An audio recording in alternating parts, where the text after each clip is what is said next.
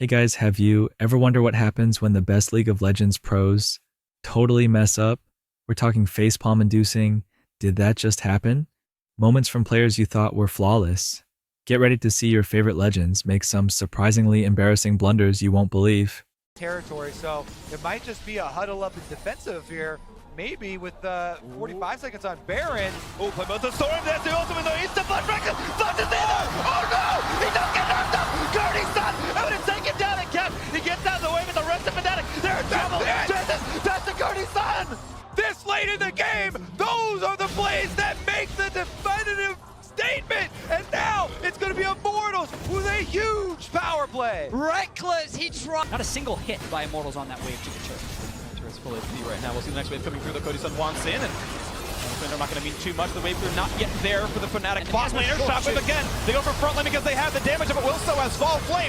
Rooted in the turret, but he pops the Stone Plate, staying alive a little bit longer. A big three-man shot right there. Pulling back into the flame. They get the first kill. It's Reckless. Getting that one in trade as one more comes in. It's the bot lane, the support going down. 3v4, Immortals forced to run away, but Fnatic, they want this one. The chase forward on Bubble. They're not quite the blade color range and just barely missing onto that miasma. There's still more to be done. They're looking for the kill. Reckless going to come in and Brock's getting the kill credit on that one. And the flash bar Cody Sun.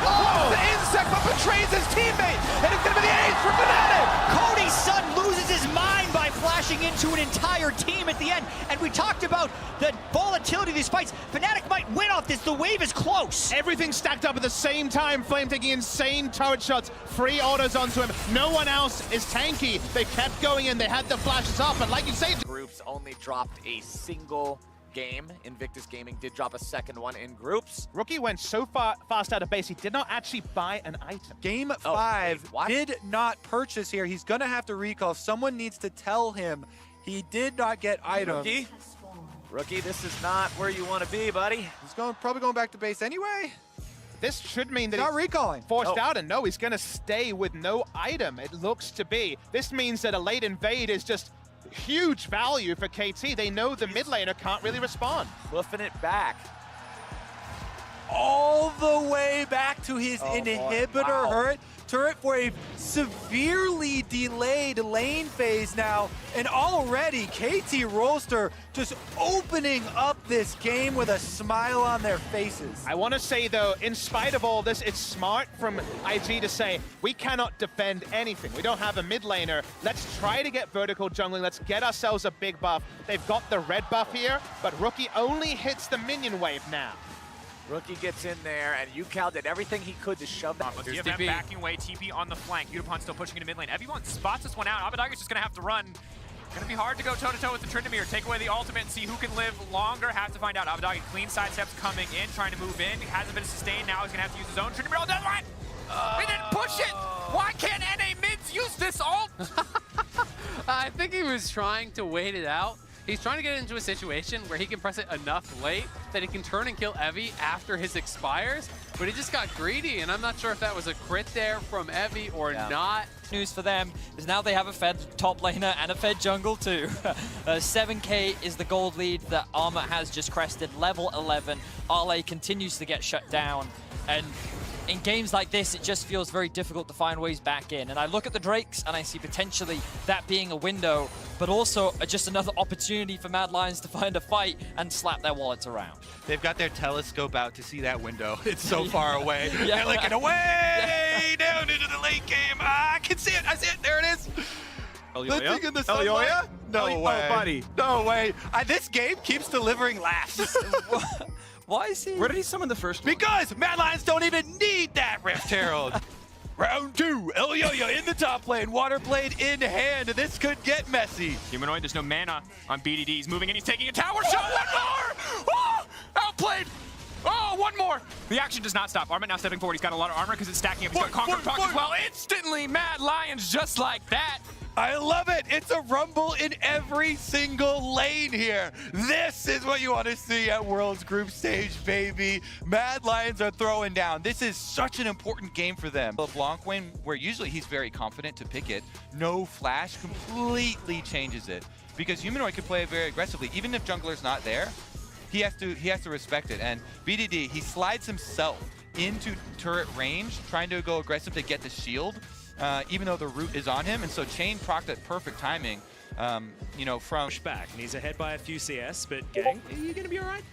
Yeah, should be fine. Steel is there in the river as well. So we got a lot of posturing so far as the Ocean Drake has been started. Good body slam comes in there as Steel doesn't necessarily know what he wants to be doing here as the Dragon's going to once again get upset. Phase dive over the wall. Waits for it to come off cooldown. True shot barrage. Flash ult. Has to use the ultimate to get out of the way. He used the flash as well. Yes, flashed on I the feel spot. like you only needed to use one of those as he dashes around and that Steel falling down. First blood going over to Oddie for ISG, but I have to feel like that was mostly a mistake. Yeah, this happened now. Bjergsen is the one attack, getting away from the equalizer. The chase on a Biofrost is Kube. That's the flash forced out. Now here's the teleport to join in. Hanser in the back line, but gets exhausted. How much is the follow-up damage? Perfect shield from Core JJ. That's going to be Kube burning down. The chase in and Double gets one. He gets two. He's looking for three, and Crown will keep his kingdom for now, but TSM with the 3-for-0.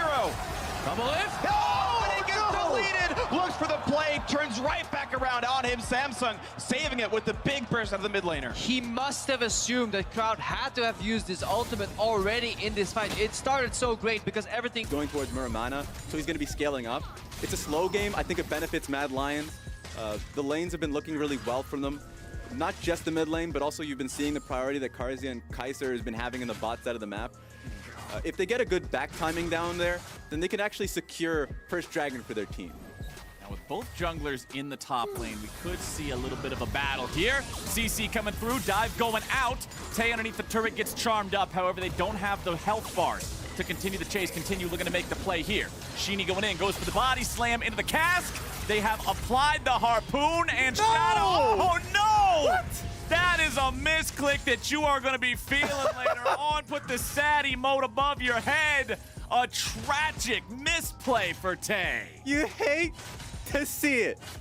You never like to see that happen on the world stage. No, people here, as we can see now, flashback, trying to get the showstopper to start it all, but it's all about the movement. As he gets in, gets the haymaker, Greptar will fall down. There's First Blood, and we get a tidal wave right across JoJo and Aegis. Cataclysm down, 3 more kills going on. That's a fantastic sleep, but you have no extra damage now with a TB coming in. This fight can really begin. There's the tactical sweep. You don't get a lot, but you get one back, but it's still Infinity with the advantage. Yeah, it's kind of the participation medal there for Guigo. Infinity Esports get that great skirmish that we were talking about, right? Cody setting that up beautifully, the flash behind, and now Infinity Esports have control of the map. They reset with all that extra gold they picked up and can now look to move towards that Rift Herald again. We'll get it here, right? Cody steals away the set ult, flash behind, and then it gets a little bit funky with the stun on stun. It's like, you, then me. Yeah, but it still means Greptar falls. You've got the overcommit here from Ray Cannons as well, because look at where Misfortune is. Teton hasn't made his way towards mid. Late play coming through from Guigo on the ultimate as well, and it's all said and done. That felt bad. Teton not quite cancelling his own ultimate there for a second, so not quite happening for him. I think he was going, okay, as long as I can try and keep these here still stunned up with the sleep, maybe I buy enough time for Guigo to get in, but then he tossed down the make it rain straight after, so I'm going to give him the benefit. Of course, AHQ could have done the same for the LMS. On looking for the flank. This could be the first big play. Shark's going to land onto the front line of contract, though. He's the tankiest member. Mountain low on health. Got 4 shots to do him. He gets a quick shield, though. Brave Ray comes out from On. He's trying to make it happen. He's not going to make it go through. The shots come through, and Sneaky takes him down. Yeah, you can't. Even with the flank there with a Twitch, Janna has such a huge reset. Her ultimate's so good early on in the game. She can apply Ardent to everybody. They all heal up after this, and C9 will take the objective afterwards. On right there, man. Just wanted that kill so badly. He knew he was going to die on the way out, but still he's using both summoners for it. So first, who's able to find that first shot will be very important in that matchup. Speaking of matchups, we've got to keep track of the junglers. Both of them have passed up towards the top side. Jankos and Svenskar both level 3. Kick gonna come in.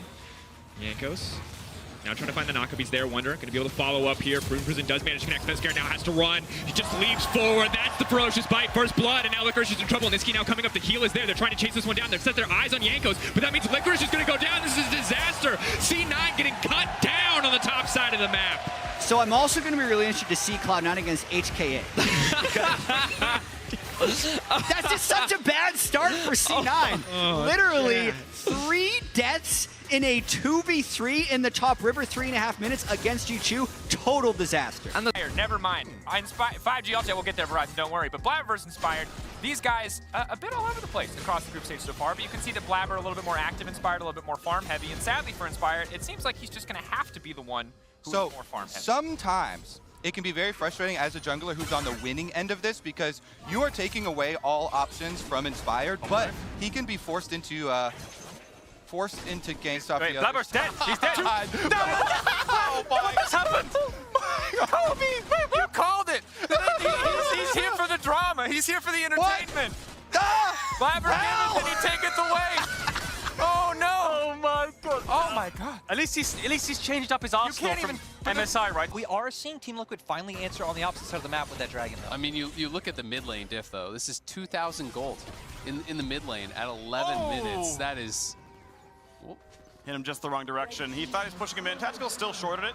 You want to put it a little farther back regardless, but all right, you know, not too much harm, not too much foul. Tactical going to keep trying to farm some turret plates. Obviously, Gen G off to an 11-plate start. That one is pretty much going to decide the game. Gen G already ahead. They smack him with the wall. It's BDD and Clid running over TL. And this one feels done. And we'll see it again in the new Axe Effect replay here. Oh. Just right in his face. I mean, he knew that he was there because he was inside of the minions. Tactical knows that that fight top lane is going to decide the game, but just not thinking it through, and he knows he messed up. Yeah, you can see the frustration. I do want to walk back and say, I can understand what Team Liquid were going for at first, right? You can't group mid. We talked about the side lane comp and trying to play around. They just need to stall.